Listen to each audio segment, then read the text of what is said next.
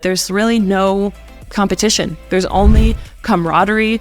There's only support. There's only wanting to inspire one another, lift each other up, bring more nurses into this world, because I think we know that nurse coaching becomes a more and more powerful movement. It gains more momentum the more of us there are in this field. Hello, nurses and nurse coaches. Heather here, back again with the Nurse Coach Collective podcast. And today, joining me is Nurse Coach Lauren Jefferson. Lauren, welcome. Hi. I'm excited to be here. Yes, I'm so stoked to have you. So let me tell you all a little bit about Lauren. As many of us can relate, Lauren became a nurse to help people through their most vulnerable moments. As a board-certified health and wellness nurse coach, she is finally able to achieve that goal in a deeper and more meaningful way than she knew possible. In her nurse coaching practice, she works with patients who are facing a challenging medical journey, such as a cancer diagnosis, traumatic injury, end-of-life care, and grief around loss. Lauren, it's an absolute honor to have you here. Thank you. Thank you for joining me. Thank you so much. What an introduction. Yes, well, you deserve quite the introduction. So you have so much that I want to dive into. You have this incredible practice, but I am curious before we get into those details. Can you tell me a little bit about your journey to becoming a nurse coach and your journey to this side of nurse coaching and kind of what brought you here? So, multifactorial nurse during COVID and feeling both the burnout, and I always felt at the bedside that there wasn't enough time. There's a little bit of a disconnect between the care I wanted to give and the time that you could give that care. I also ICU nurse for a long time. I watched patients suffer and go through things without having all the information or the ability to really decide for themselves what was best for them. And while I knew all of these things, and I was like, man, I wish there was a different way. My dad was diagnosed with ocular melanoma, which is a terminal cancer. So now I'm thrown on the other side as, family member. And my dad was a smart guy, but you go to these doctor's appointments, half the time he didn't express all the things going on with him. Oh, I'm fine, or it's not that bad. And the doctors never really delved deeper, whether it was symptoms or even what path do you want to be on? What is your end goal? Where do you want to be? And no one was there to guide us on any of that. And I at least had some clue being a nurse. But even I felt, man, what do you do if you don't have a nurse in the family? How do you have these conversations? So I knew as a nurse there was a gap. And then I knew as a family member, oh, this gap is way worse than even I knew. And then as a nurse, okay, I know it. What do I do about it? So to know there's a problem and there's no solution, I wasn't sure I wanted to keep nursing. And it was in the midst of all of this that I actually stumbled upon your, the Nurse Coach Collective, and I've never clicked on a Facebook ad in my life. I have no idea why I clicked on it. And I clicked on it and I started looking through. I'm like, okay, these people are explaining and describing exactly what I'm feeling, and they're offering a solution. Is this too good to be real? Because everything, if it's too good to be true, it is. I don't know what made me take that leap. Like I said, it was in the midst of my dad dying. And in fact, he died 3 weeks before the first course started. Oh, Lauren. And I didn't know, do I go forward with this? And it's the best thing I ever did.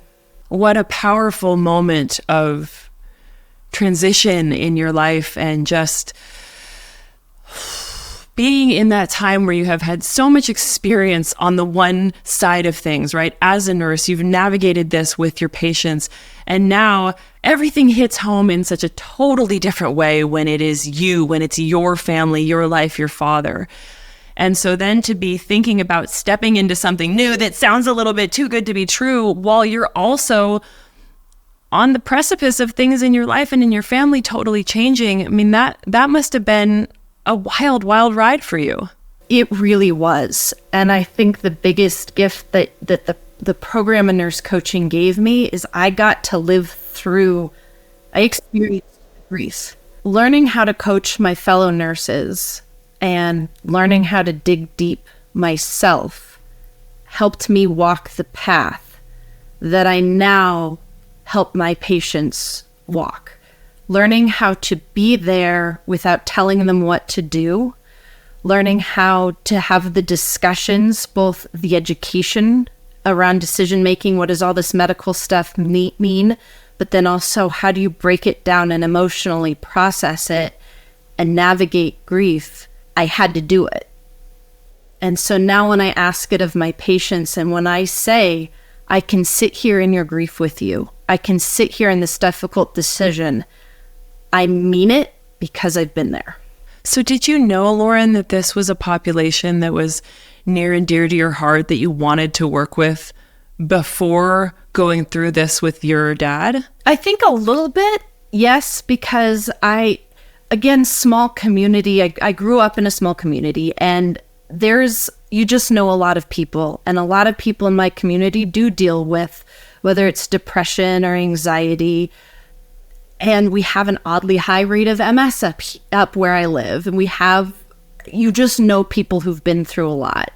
So I've known my whole life a lot of people who've faced really difficult medical decisions without the resources up here. So again, I've always known it was a problem even outside of nursing.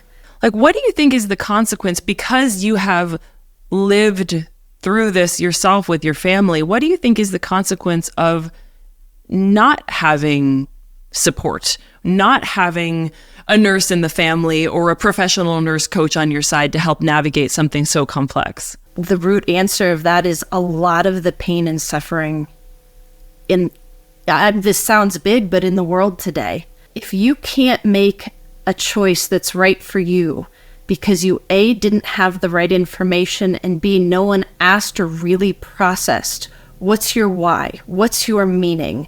And you don't know why you're making the choices, then you live in guilt. You live in question. If you have to make this decision for another person, I work with a lot of patients who have loved ones that have lost the ability to be a mother or a sibling or a cousin because they've become caregiver. And they're caregiver making choices that they don't know that it's the right choice or not for their loved one. And that's painful. And it leaves you questioning, and you may never get the answer of, did I make the right or wrong call? So what's the flip side of that then? I mean, you brought to your journey and your family situation that you were a nurse, that you did have this background. And as you said, that was awesome. But even that, there were still these huge gaps and still missing pieces. What do you think is the difference for anyone who is navigating one of these complex medical journeys, now being able to have someone like you as a nurse coach on their side and in their corner? I have a patient right now with, I have a few patients with terminal diagnoses, but she's complex medical issues. And when we first started working together, I want to live in my house forever. I want you, whatever her decisions were, they were based out of fear. And after conversations, and it's everything from when I go to doctor's appointments with her, making sure she feels heard. So the information she's getting from her doctors, she doesn't feel blown off anymore. Or when she does, we can address it.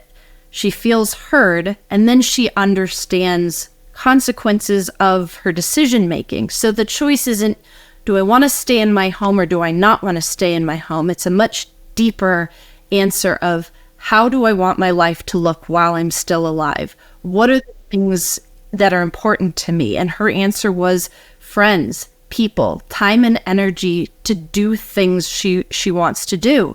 So she went from living in kind of her apartment, unable to really leave it very much. Last spring, she actually went to Monterey Bay and went whale watching out on the ocean. Never thought, she hadn't left her apartment or certainly the county in months, almost a year. And that is not everything that she can do moving forward, but she didn't even realize she was capable of that because she was caught up in the minutia of everyday things. And she's now in a place where she realizes she didn't lose her independence by asking for help. She gains freedom by asking for help. Wow. Can you say that one more time?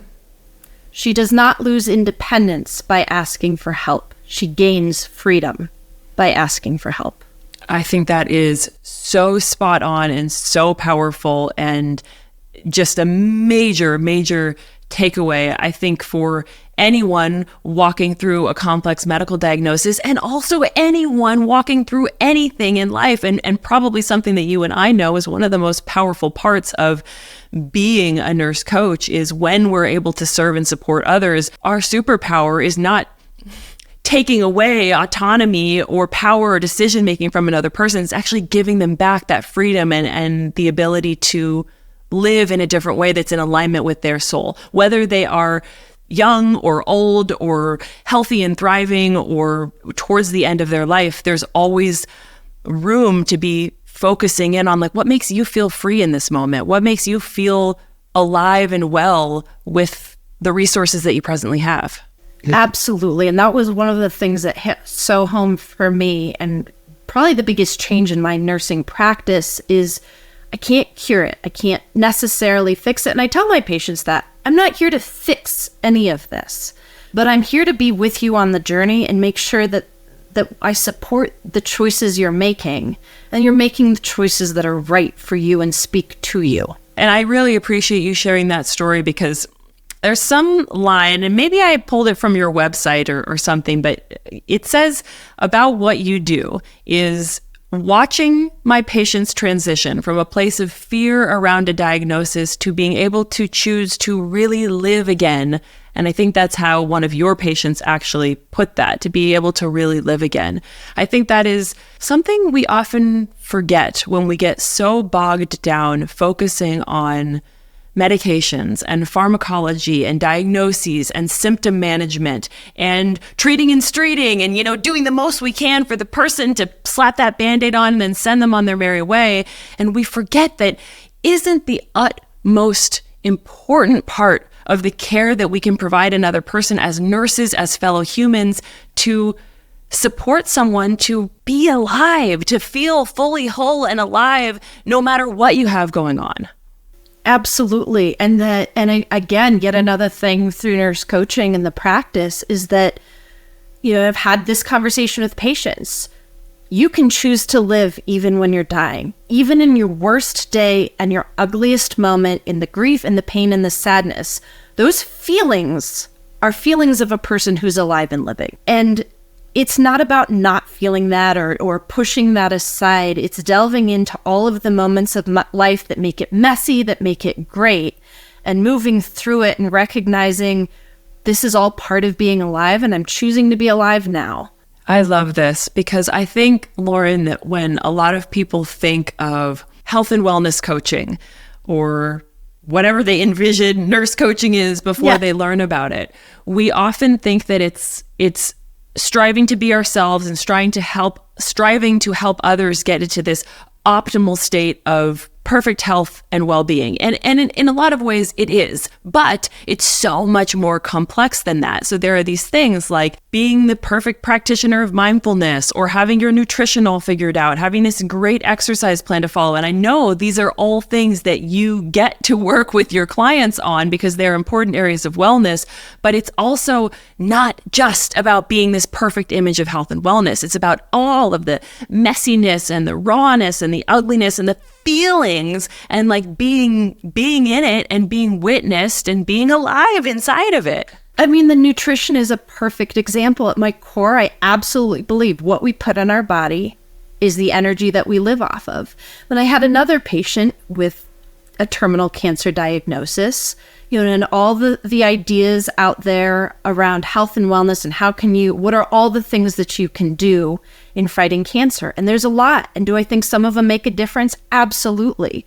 But this woman loved cooking fried food for her family. And there's not one thing more she loved than her family full of her loved ones and this meal out there. And I asked her, if you can't eat that food ever again, but you can live longer, is that worth it to you? And she's like, my God, no. And for her, that was true for her. She really, food and culture was so important. Now, that doesn't mean that she has to have that meal every day. And certainly maybe we can incorporate different healthier ways of cooking things, and there's a spectrum.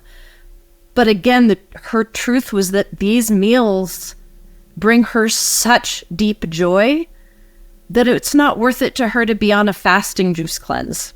Wow. Yeah. And you thought to ask that question, whereas we know so many different types of providers it may not have even occurred to them to ask that question. It would have been more of a, here's your diet plan, here's what you can eat, here's what you can't eat, go out and see if you're successful with this. And then I wonder, why were you not successful? Because most don't even think to stop and say, hey, what truly is the most important piece for you around this, which in her case, you learned very quickly was the family, the culture, the traditions, to being able to continue on doing those things that were probably the very things that helped her feel alive. So you mentioned from this kind of complex medical journey, you mentioned the cancer diagnoses, which is obviously something very near and dear to your heart.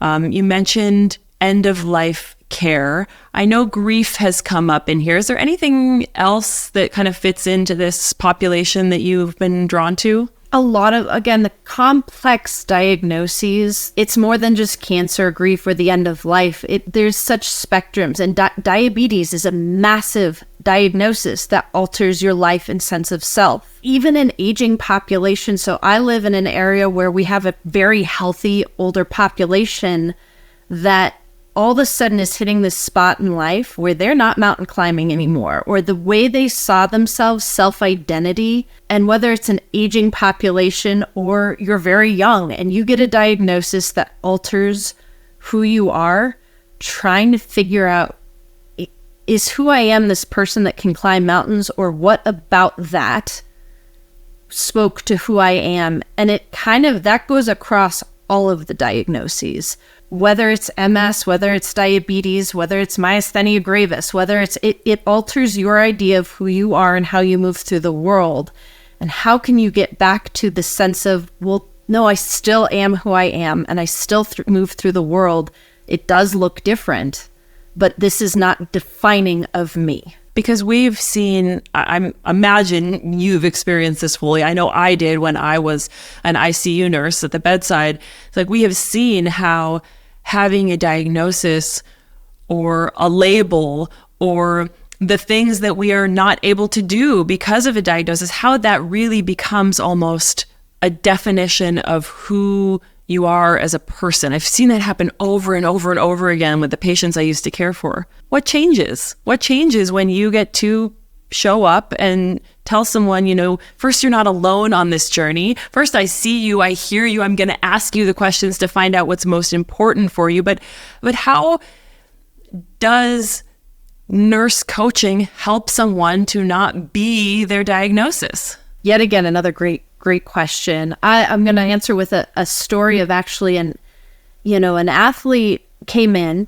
and this athlete defined himself. He's an Olympic level athlete, defined himself, as the athlete, and he had a pretty severe injury, and it led to all sorts of further complications. Now we've got a multi-organ issue, and the type of athlete he can't just overcome that. He can't get up tomorrow and start working out again, but that's who he is. And in his head, if I don't do that, I'm not myself. I am someone to get to that level. You push through the pain, you push through the suffering, you push and push and push. And if you're not pushing, then you're not a high level athlete. And that's what I am. But if he pushed the way he wanted to, he was going to kill himself. So how does he, how do you figure that out? And we talked, and I said, look, so who you are is someone that overcomes challenges no matter what the challenge is. Your new challenge is that you can't be the athlete you were. That's probably the biggest challenge you've ever faced. Now, you might get back to that someday, but your body has to heal first. You've never had to stop and sit in it. It is absolutely a challenge, every much on par with going for that gold. Can you overcome this challenge the way you overcame that challenge? Because that'll tell you who you are. What an incredibly powerful reframe there and perspective. So how, out of curiosity, how was that received? Did that hit home? It sounds like you figured out how to speak this individual's language. He was young, and I think, you watch someone and the initial time you say something, you're not always sure how it hits.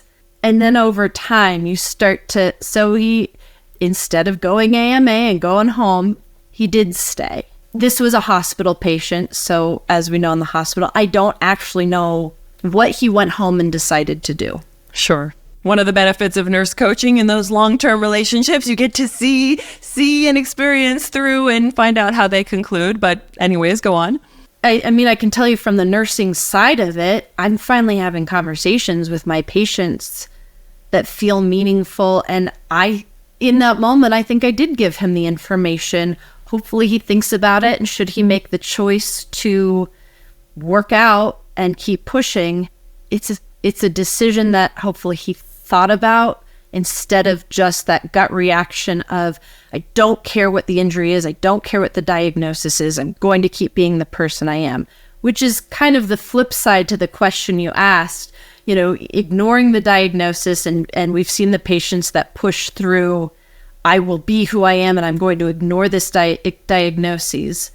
I guess to go back and answer your question about people who become their diagnoses. Yeah, that's an interesting, two side to the equation, right? We have the risk of somebody taking on, this diagnosis is my identity. I am my illness, or I am whatever complexity I'm facing. And then you have the side where it's so attached to the former identity being the only identity that we ignore, or we live in denial of any challenges that we may be facing, which, sometimes can work in our favor for a little bit, but generally speaking, that tends to catch up with us.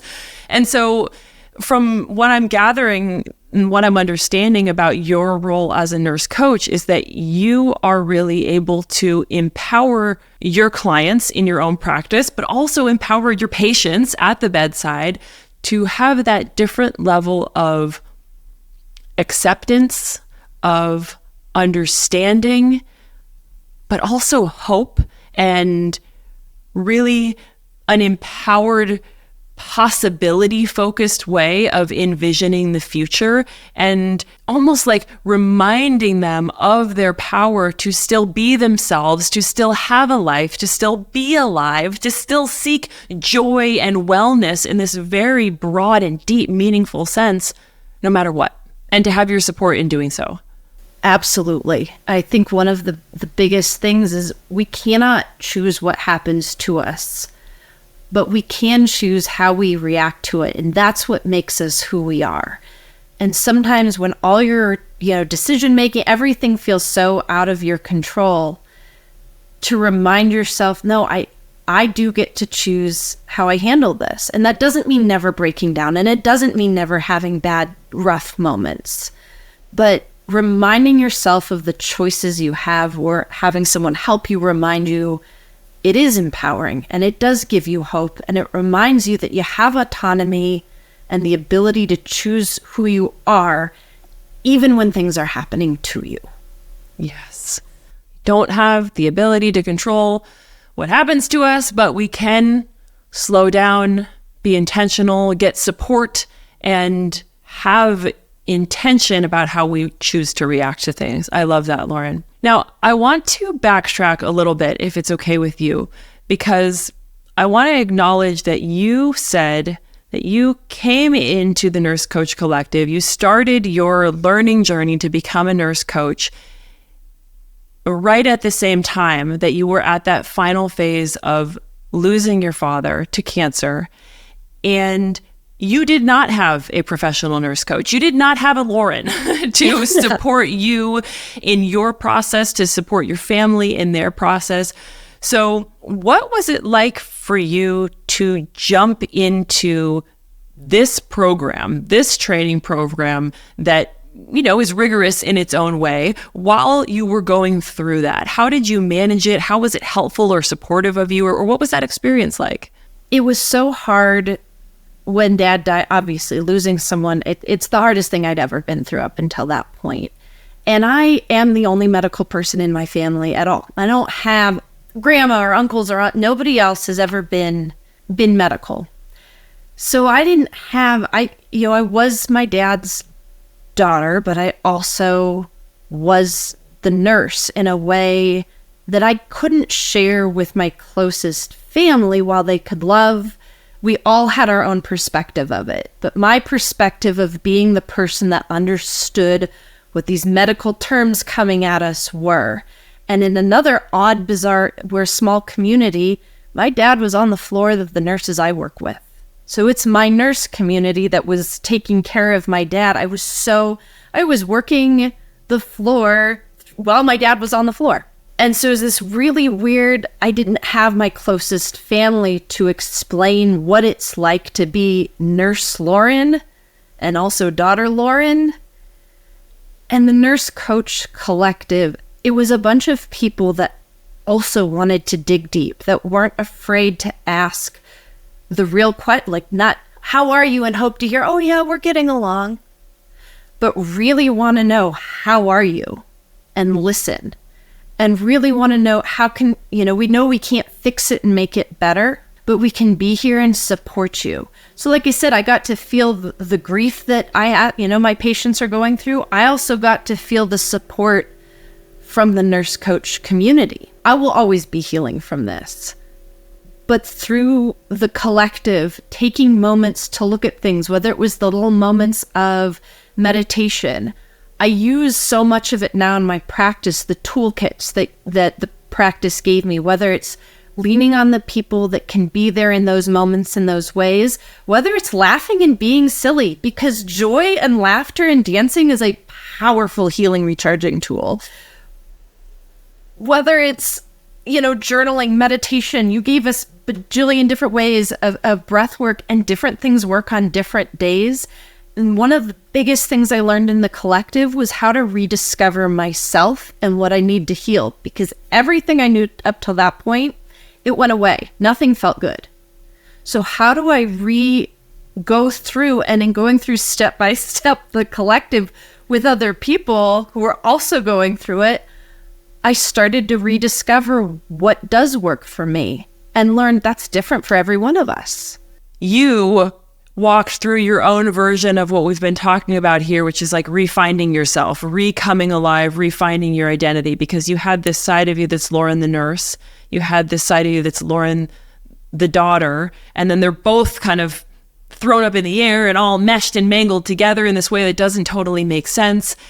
And so your process of refinding yourself involved, no, you didn't have a nurse coach at the time, but it sounds like maybe you had 30 nurse coaches at the time. You had like 30 nurse coaches in training in the form of your peers to show up, to listen, to care in that authentic way, to be curious, to go beneath the surface, to ask you the tough questions, the real questions, and to hold space and be with you while you were navigating this journey that, whether or not you knew it at the time, now it turns out to be this journey that you're getting to navigate and support your clients with. Exactly. Yep, you nailed it. That's like so magically beautiful to me in a lot of ways.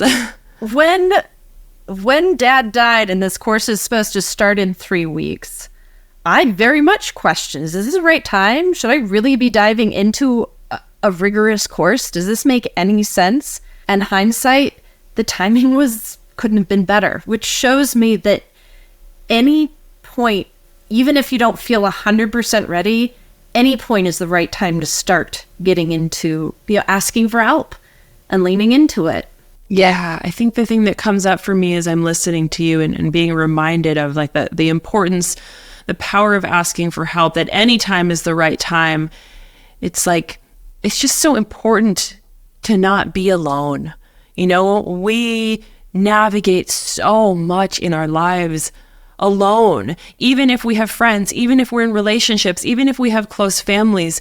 Our culture celebrates so much independence and autonomy, and that is wonderful in many ways. But as a consequence, we often are alone. We feel alone. And, we won't get into this, but social media has all of these impacts that makes us even feel more alone and lonely. And what you're talking about in asking for help, or in any time is the right moment to get support with whatever you're going through, right? Maybe it's support in getting to that next level of your nursing career, or support in managing what is going on with you and your family and your grief and your medical journey, or everything in between. It's about like finding people who are going to surround you, who are going to lift you up, who are going to challenge you, who are going to be there for you.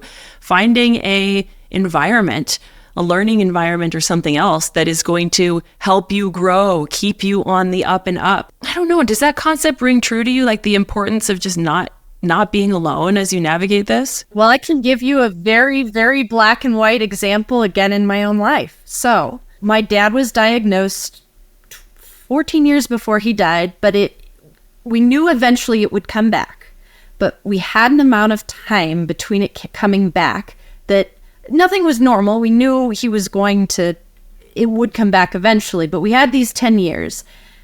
And my family is very, very self-sufficient, independent people, very much prideful. My dad did not want us talking to anyone outside our family about this. It was incredibly, isolating. And my response, I was travel nurse up in Alaska. When I found out tumor's back, it's in his liver, he's going to die. And my literal response, talk about alone, I took 8 days and I drove up alone into the Arctic Circle. I was as alone. I didn't see anyone for days. I think I threw a temper tantrum in the tundra, maybe some caribou saw. But because who do I turn to? I can't turn to people. We don't talk about this. Who could understand this pain? Who could actually be there? I didn't reach out. I was angry. I was sad. And I didn't want anyone to see those sides of me, those versions of myself. So I did the alone thing. And I'm not saying it was bad, and there was some processing in there, but the stark contrast between when I found out about that diagnosis and being alone, and then having, whether it was the nurse coach community, but I'll tell you, my own nursing community here as well. And when he passed and we could share with people, 4 days after he died, we were supposed to do a ceremony of life. He died, and we ended up doing it anyway. And the community that came together to share the stories, to grieve together, to share the parts of him, the contrast, I know that desire to shut off and be alone and not ask for help because it's scary and it's uncomfortable and you're not sure of the response and you don't trust it. The healing was so much deeper. The support was so much more. And I couldn't have gotten through it. And I wouldn't be where I am. I wouldn't be having the happy moments I have. I wouldn't be feeling good about life if I didn't have the support I had. And if I hadn't had that help and I hadn't reached out, I don't know what my life would look like, but it'd be very lonely and I wouldn't have found the joy I've found. Lauren, thank you so much for sharing. I'm finding myself tearful, and it's not sadness. I'm so sorry for your loss of your father, but the sadness that I am experiencing, the emotion that I'm experiencing is such deep, profound gratitude and almost just like relief, knowing that there are so many people out there who are navigating something so challenging, so complex. They whether or not they have an Arctic Circle to run to, they probably feel like they are that alone. And now they get to have you. They get to have somebody like you to be there to help them navigate, to help them find joy or whatever comes next for them. And my deepest hope is that where there's one of you, there's many of you.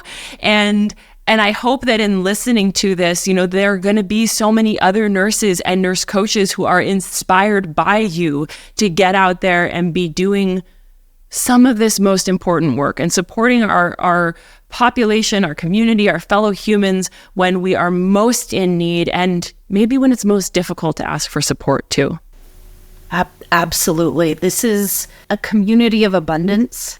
And the more of us, the better. And you look at other entrepreneurs or other business owners and this idea of trying to outdo your partner. And it's so cool to be in a community. We're like, no, the more of us, the better. And how can we support each other? How can we lift it? Because there can't be enough of us.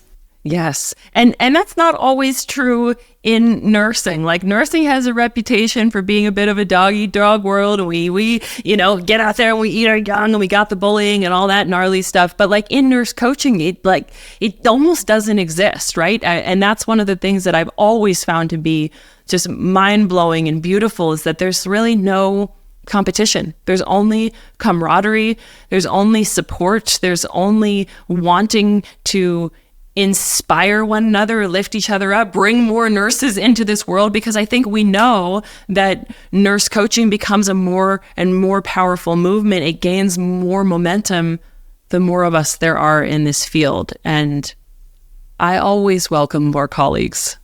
I would guess most of us feel that this should be the future of medicine. These conversations, whether you're on my end of things around grief and post-diagnosis, or more of the preventative, or more wherever you are on the spectrum, these conversations. And I was an anthropology major before I was a nurse.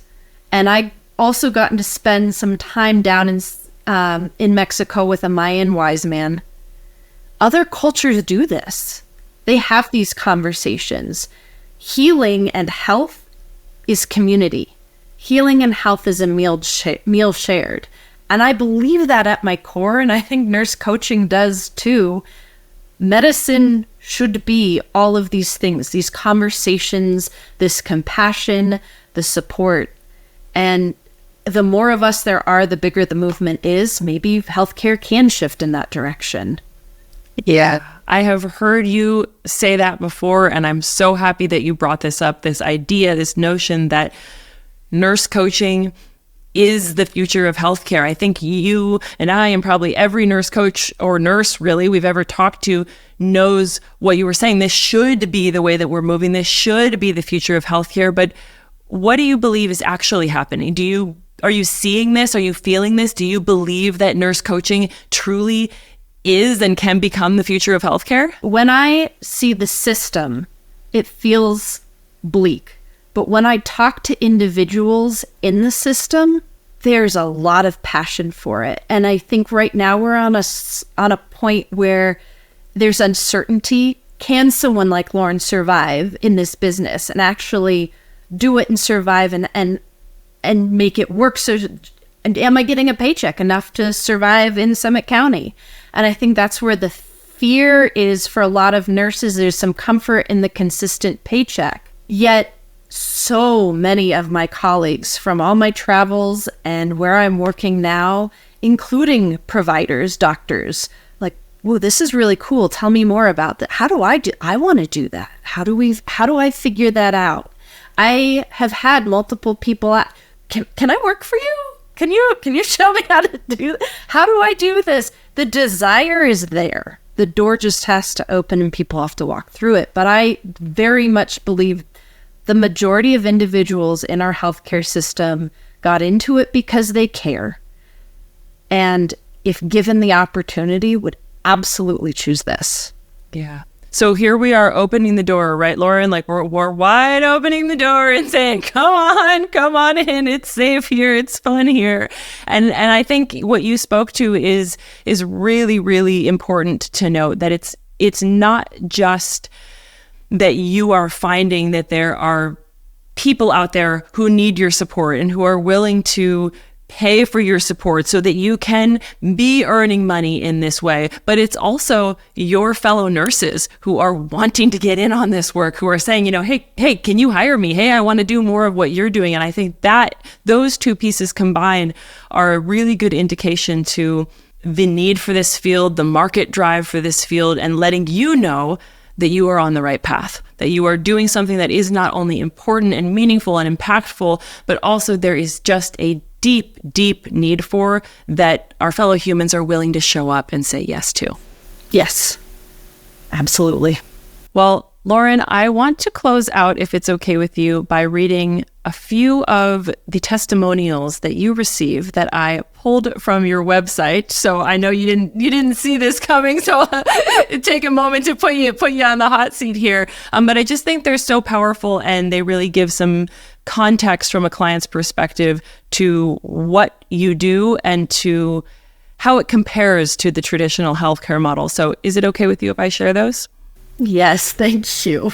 Okay. So one of your clients said, I feel like I got more out of this relationship than I have in many years of counseling and work with my primary care physician. Another shared that Lauren is an amazing coach and advocate. Healthcare can be tricky. Even moderately complex health issues can make you feel like you're on a roller coaster, trapped and unable to change course. Lauren's able to give perspective to not just the physical aspects of health issues, but also how they impact mental well-being. Then she gives tools to help all aspects of the challenges you may face. Working with Lauren was one of the best decisions I have made, and I highly recommend her if you are in need of healthcare support. So Lauren, these are just a very small testament to the incredible work that you are doing and that you will continue to do as a nurse coach, and a true demonstration of how powerful nurse coaching can be. I thank you so much for being here, and thank you so much for joining us. It is such an honor to have you.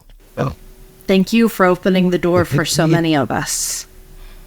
Thank you, Lauren. Is there anything else that you want to say or put into this space before I press that record button? Thank you so much for giving me the opportunity to talk with you. It was an honor. You guys really have done an incredible job, and everything, even up through the business piece, what you're doing to support nurses, it really was life-changing for me. And thank you very much. Right back at you, Lauren.